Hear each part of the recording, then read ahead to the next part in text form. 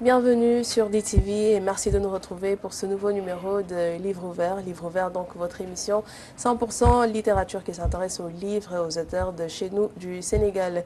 Aujourd'hui, nous avons sur ce plateau le professeur Birahim Thioune. Bonjour professeur. Bonjour Elena. Voilà, donc vous êtes professeur de littérature, c'est bien cela? De lettres en général et professeur de didactique aussi à la Faculté des sciences et technologies de l'éducation et de la formation. La FASTEF, l'ancienne École normale supérieure. Voilà, FASTEF, tout à fait. Donc vous êtes aussi auteur? Je suis auteur, essayiste, à mes heures perdues, poète. Voilà, parce que vous avez écrit déjà à ce jour, je compte 5 livres déjà. Donc il y a un livre sur Léopold Sédar Senghor. On va le voir tout à l'heure. Un autre livre encore sur Léopold Sédar Senghor. Un livre sur comment écrire en francophonie. Et 2 autres livres pour l'école, je dirais en gros. Parce que c'est manuel scolaire, la lecture scolaire. Voilà, informatif et numérique au service de la lecture, manuel de lecture aussi. Initiation donc littéraire au Sénégal et en Guinée. Mais aujourd'hui, nous allons nous intéresser surtout aux 2 œuvres que vous avez écrites sur Léopold Sédar Senghor, donc les 2 œuvres-ci. Pourquoi? Parce que nous sommes pratiquement le 20 décembre, donc le 20 décembre c'était il n'y a pas longtemps. Date anniversaire du Voilà. décès du président, poète. Tout à fait. Et ici, nous allons commencer avec ce livre-ci, Monsieur Thioune. Donc Léopold Sédar Senghor, un combattant parmi les hommes, un poète devant Dieu. C'est bien cela? Oui, oui, c'est important de signaler d'abord que je me suis toujours intéressé au poète Senghor en tant qu'enseignant. D'abord enseignant des petites classes de l'élémentaire, je veux dire, et enseignant du secondaire et de l'université. Parce que Senghor est étudié à tous les niveaux, comme vous le savez, et il est expliqué par quasiment tous les professeurs de lettres. Donc, c'est un penchant tout à fait naturel pour Senghor. Mais je dois dire que je me suis davantage intéressé aux écrits de Senghor lors de mon séjour, lors d'un de mes séjours à Tours, au centre de la France. Et je suis allé sur les pas de Senghor. J'ai essayé de revisiter les endroits qu'il a fréquentés en 1935 lorsqu'il était professeur de lettres. Alors j'ai rencontré 2 anciens élèves du lycée Descartes qui ont connu Senghor parce qu'ils étaient écoliers, disons élèves à cette époque-là. Nous en reparlerons tout à l'heure. C'est M. Jacques Vivier et M. Marc Jacquet. Mais j'ai rencontré également une dame qui est docteur en médecine,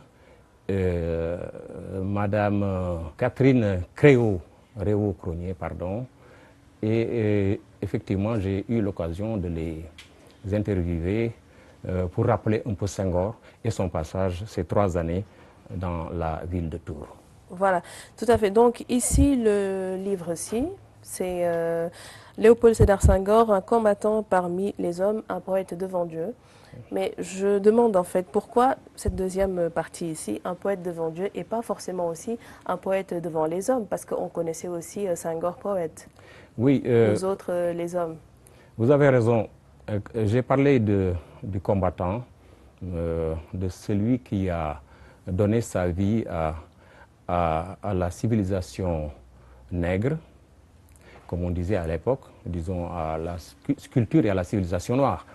Mais j'ai surtout voulu, dans ce livre, parler d'un aspect assez méconnu des écrits de Senghor, c'est Senghor chrétien.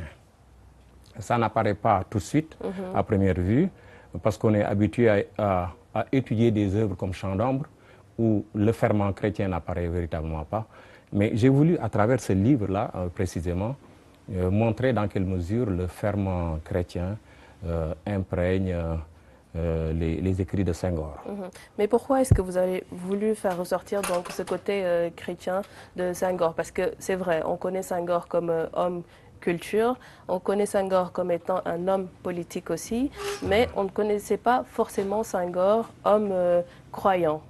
Pourquoi est-ce que vous avez tenu à vraiment faire ressortir ce côté de Senghor? Parce qu'on a trop mis l'accent sur les aspects politiques et culturels de la vie de Senghor.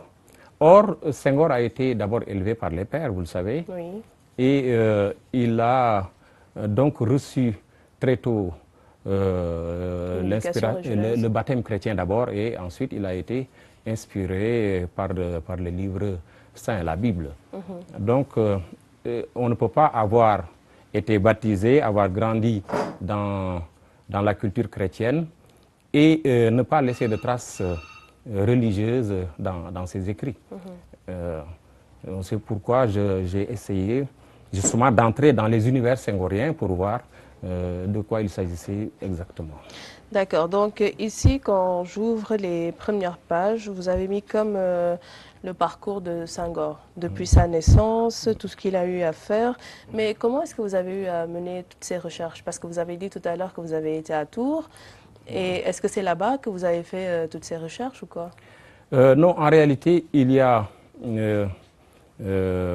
des aspects qui n'ont pas été rédigés à Tours, parce qu'ils ont été déjà publiés quelque part dans des revues spécialisées, par exemple dans Éthiopique, que j'ai repris dans cet ouvrage pour maintenir une certaine cohérence dans ma réflexion. Mais le déclic véritablement de faire un livre sur Senghor est venu lors de mes séjours à Tours. Et je me suis aperçu que les Tourangeaux n'avaient pas oublié Senghor. Certains en parlaient. Il y a même des manifestations annuelles à Tours pour célébrer Senghor. D'accord. Donc c'est surtout cela qui m'a motivé à rédiger un ouvrage de ce genre. D'accord. Et donc ici, le chapitre la revendication identitaire du mouvement de la négritude entre 1932 et 1939. Vous relatez un peu donc la rencontre entre Senghor, Damas et Césaire, c'est bien cela? Oui, voyez-vous, il y a et comment est-ce qu'ils ont constitué donc ce mouvement de la négritude? Oui, vous avez raison de parler d'ailleurs de mouvement. Vous voyez, on ne parle pas d'école, on parlerait à la rigueur de doctrine, mais on ne parle pas d'école, on ne parle pas de courant. C'est assez significatif puisque ce mouvement est né à un moment où les Africains n'étaient pas encore beaucoup vus à Paris.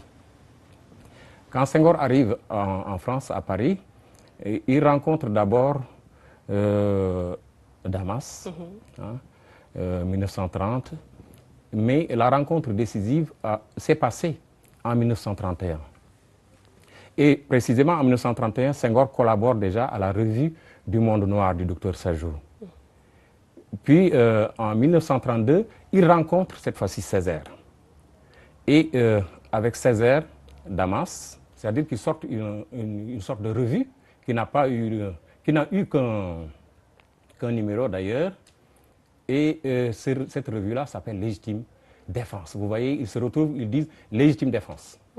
Puis, ils pensent déjà à une autre revue qui va s'appeler, cette fois-ci, L'Étudiant Noir. Mais ce que les historiens de la littérature ne disent pas toujours, c'est qu'il n'y a pas constamment cette présence des trois au même endroit. Puisque Senghor, en 1933, cherche à avoir la nationalité française pour pouvoir passer l'agrégation. Oui. Il l'obtient, il entre dans l'armée et sort en 1935. En octobre 1935, il est affecté au lycée Descartes à Tours. Et à Tours, il se sépare de Damas et de Césaire. Bien sûr, il remontait à Paris de temps en temps et pour prendre des cours dans un institut africaniste. Et vous voyez donc que les trois n'étaient pas constamment ensemble.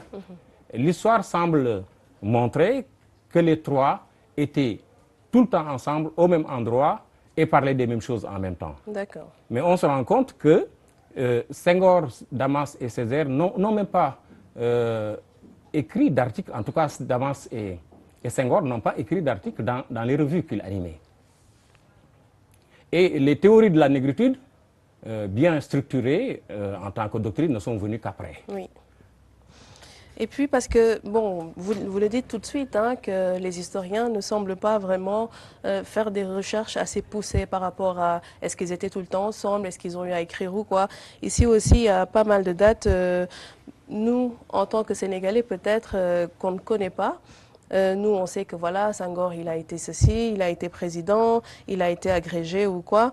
Mais par exemple, qu'il a été enfermé ou quoi, tout ça, c'est des choses qu'on n'a pas l'habitude, même si on en parle, on n'a pas l'habitude vraiment de rappeler ce genre de choses. Et pourtant, vous, ici, vous avez vraiment donc relaté ces dates-là, vous avez un peu donc fait ressortir ces choses-là. Oui, j'ai essayé de m'engouffrer dans une sorte de trou noir, puisque entre 1928, l'année où Senghor obtient son bac et se rend en France, et 1932, on peut dire un certain nombre de choses, celles que j'ai évoquées tout à l'heure. Oui. Mais entre 1932 et 1935, par exemple, il y a des choses qui ne sont pas souvent relatées dans les manuels à Oui, tout l'intention à des fait, parce que scolaires. par exemple, en 1940, donc il est fait prisonnier, puis il échappe à l'exécution. Oui, Par mais là, exemple, ça. oui, ça, c'est après. Nous sommes déjà en 1935. Et ensuite, entre 1935, l'année où il débarque à Tours comme professeur, et 1938, la veille de la Deuxième Guerre mondiale, où il est affecté au lycée Marcellin dans la banlieue parisienne. Et cette époque-là où se prépare la Seconde Guerre mondiale. Donc il y a un certain nombre de choses qu'on aurait pu exhumer et peut-être qui devraient faire l'objet de recherches à mon sens. Parce que c'est effectivement une période qui n'est pas assez éclairée. Tout à fait. Tout à fait. Et donc, il semble que Senghor ait beaucoup aidé Césaire à se découvrir lui-même. Oui, Césaire était relativement jeune par rapport à Senghor. Il était son aîné de plusieurs années déjà et il était beaucoup plus mûr que lui. On peut même dire que c'est lui qui l'a placé sur la rampe de lancement et qui l'a initié un peu à ce qui va être leur futur combat. Je pense que Senghor est resté le grand initiateur de Césaire de ce point de vue-là, même si par la suite Césaire s'est montré beaucoup plus virulent que lui, Oui. en tout cas en apparence. Même des trois, on dirait que c'est Senghor le plus posé C'est dans Senghor sa le plus démarche. posé dans sa démarche. Euh, Césaire, comme qui dirait, était celui qui manipulait les explosifs. Hein. Alors que Damas, lui, était enfermé dans un esprit un peu malicieux et se moquait un peu. Je pense qu'il était un peu plus, beaucoup moins, en tout cas beaucoup moins violent que Césaire et que Senghor. Et donc, Léopold Sédar Senghor, en tant qu'homme de culture ici chez nous, et puis en tant qu'homme de culture même au-delà du Sénégal, il a choisi comme quoi la poésie pour un peu dire ce qu'il avait à dire. Oui, il a choisi la poésie. Lui-même affirme que si, dans son héritage, il faudrait peut-être ne garder que ses écrits poétiques. Parce qu'il a un peu renié ses écrits politiques. Ses écrits politiques, peut-être pas, mais le plus important pour lui, ce sont ses textes poétiques, qui le rattachent à son univers familier, de l'enfance, du royaume d'enfance, etc. Et qui le rend véritablement à lui-même. Sa poésie exprime son univers. Ses pensées les plus élaborées, peut-être, sont déjà en germe dans sa poésie. Parce que la théorie de la négritude va être entièrement incarnée par ses poèmes. Donc, véritablement, ces poèmes constituent le vivier dans lequel tout l'apport senghorien va se trouver enfermé. Et on avait l'impression qu'il était souvent partagé entre l'école et l'église. Oh, l'école et l'église, oui, dans sa jeunesse. Mais en tout cas, en France, Senghor n'était pas Au début, il était resté assez croyant, mais je sais qu'à l'époque où il était à Tours, il était un peu éloigné des milieux religieux. C'était vraiment pas le fidèle parfait. D'accord. Peut-être que c'était un peu lié aussi à ses activités. Il était déjà dans les milieux révolutionnaires de l'époque. Vous savez, le Parti communiste est né à Tours dans les années 20, 1925. Et Senghor a fréquenté ces milieux intellectuels. Il a fréquenté aussi des enseignants, des philosophes de Tours. Et il a beaucoup développé des idées révolutionnaires. Il a même pris position lors de la guerre d'Espagne. Et il a certainement mobilisé aussi autour de lui de grands élèves qui ont dû se prononcer aussi et qui ont dû manifester leur désaccord devant ce qui était en train de se passer. Tout à l'heure, vous avez dit que c'est plus des poèmes comme Chant d'ombre que l'on connaît. Mais par exemple, ici, dans Hostie Noire, on sent vraiment son attachement par rapport à la religion. Oui, ça apparaît très nettement. Je le disais tout à l'heure, le ferment chrétien est vraiment présent dans Hostie Noire. Le mot hostie lui-même est assez significatif, qui dirait qu'il revivait le sacrifice du Christ. Et c'est de ce point de vue-là qu'il faut envisager peut-être le christianisme de Senghor. Et donc ici le deuxième livre donc, que vous avez écrit avec Jacques Vivier, vous l'avez cité tout à l'heure. Ici vous reparlez encore de Senghor, mais on a l'impression que vous commentez un peu ces poèmes, que vous les décortiquez. Par exemple, quand il explique quelque chose dans un poème, vous essayez de dire ce qu'il en est, vous commentez. Oui, vous savez, M. Vivier est une personne de 87 ans quand je l'ai rencontré en 2006. Il m'a montré sa passion pour Senghor lors d'une interview que j'ai menée là-bas. Et nous avons beaucoup discuté de Senghor, qu'il a vu longer le jardin, le mur du jardin des prébendes. Quand il était gamin, il avait 11 ans ou 14 ans. Alors M. Vivier a écrit beaucoup d'ouvrages sur Tours et sur l'après-guerre. Mais il a aussi parlé de la période de la résistance. Il lui-même était résistant. Il était évadé de France. Donc nous nous sommes retrouvés sur un terrain, sur le même terrain de la passion pour Senghor. Et nous avons envisagé d'écrire quelque chose. J'avoue qu'il a écrit l'essentiel de cette première partie qui constitue les commentaires que vous évoquez dans ce livre-là. Moi, je me suis contenté de faire le tour de la ville et d'essayer de voir les endroits que Senghor fréquentait et de voir dans quelle mesure aussi ce jardin des prébendes auquel il a consacré des écrits, dans quelle mesure ce jardin des prébendes-là était digne de son inspiration. Tout à fait.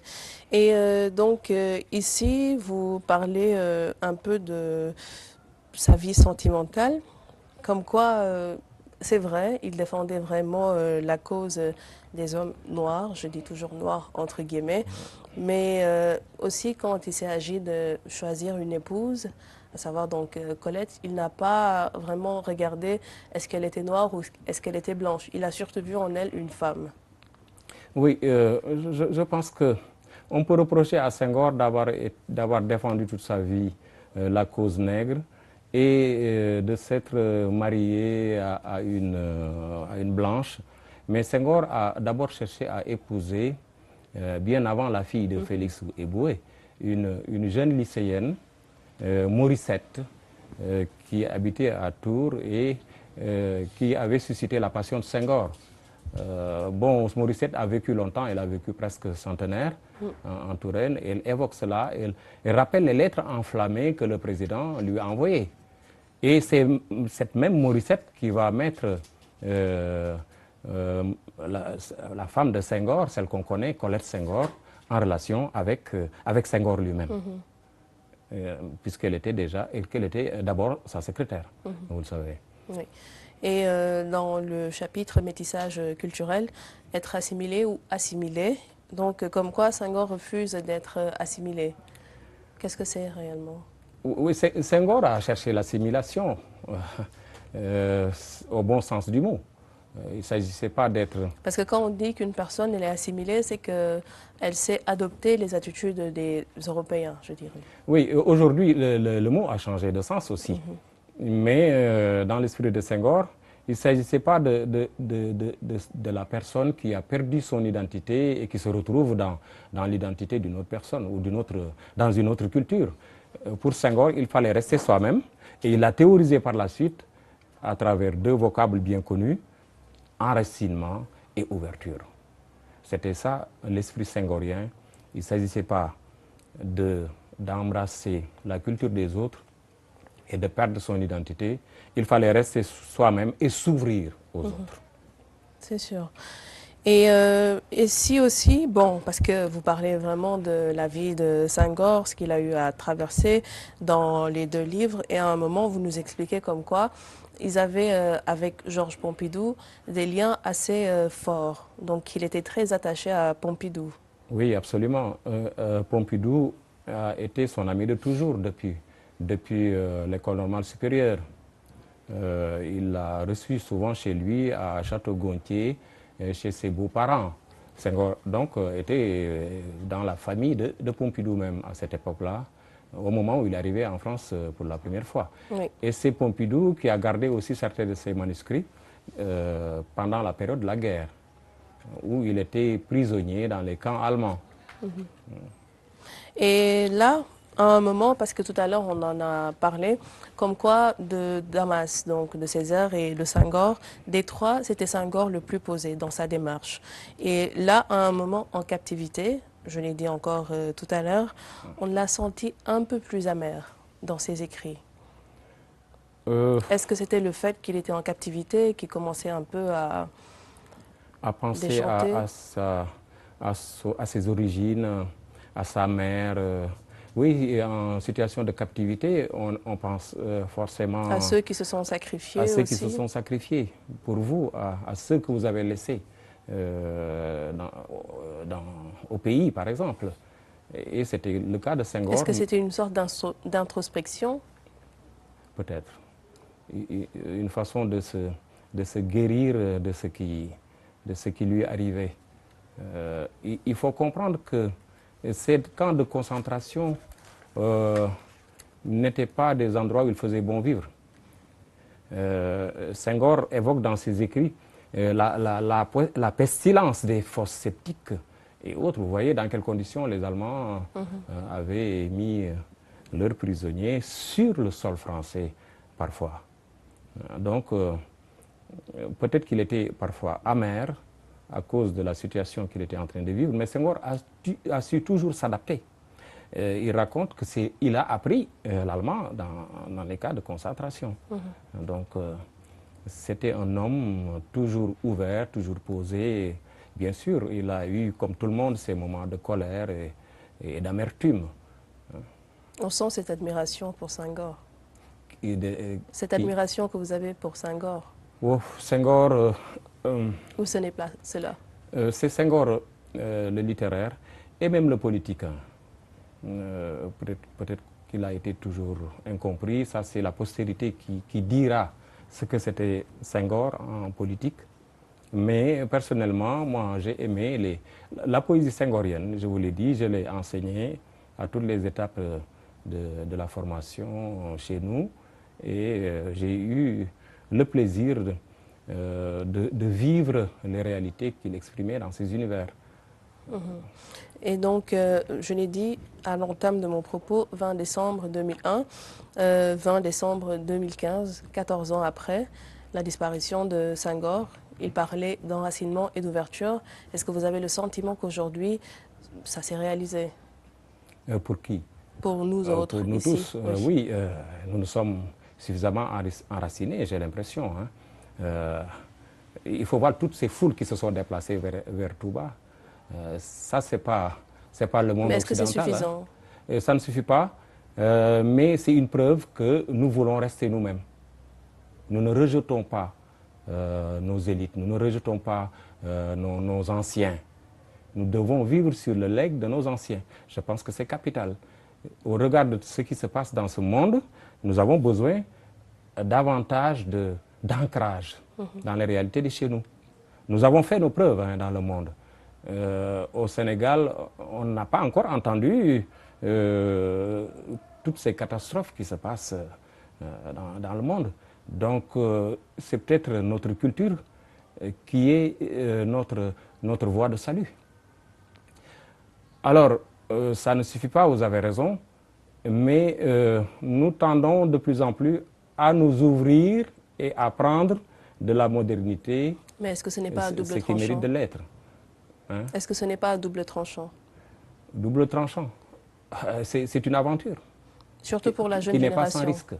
Surtout pour les jeunes. Si nous ne les encadrons pas, nous avons le devoir de bien les former et de leur montrer qu'ils doivent rester eux-mêmes d'abord. D'accord. Ouverture, oui, mais avec modération. Avec modération. D'accord. Donc, un message à faire passer après 14 ans. Après 14 ans, Senghor reste le monument qu'on pensait qu'il était. Mais est-ce qu'on commémore vraiment un homme immense. Sa disparition comme il faut? Je ne pense pas. On a l'impression que souvent ça passe sous silence. Hein. Ça passe sous silence de plus en plus. Dans les premières années, on a fêté Senghor. Mais peut-être que c'est lié aussi à l'absence de certaines personnes. Je voudrais rendre hommage à notre collègue et grand frère Omar Sankaré, qui est décédé il n'y a pas longtemps. Un grand admirateur de Senghor. Un grand admirateur de Senghor et qui a toujours travaillé à faire connaître la pensée de Senghor. Ça, au moins, on peut le dire. Il y a des personnes également qui ne sont plus chez nous, qui se sont démarquées de certaines activités. Il y a tout cela à la fois. Mais il faudrait peut-être organiser la relève aussi. D'accord. Professeur Birahim Thioune, nous allons marquer une petite pause et nous nous retrouvons juste après cette page publicité.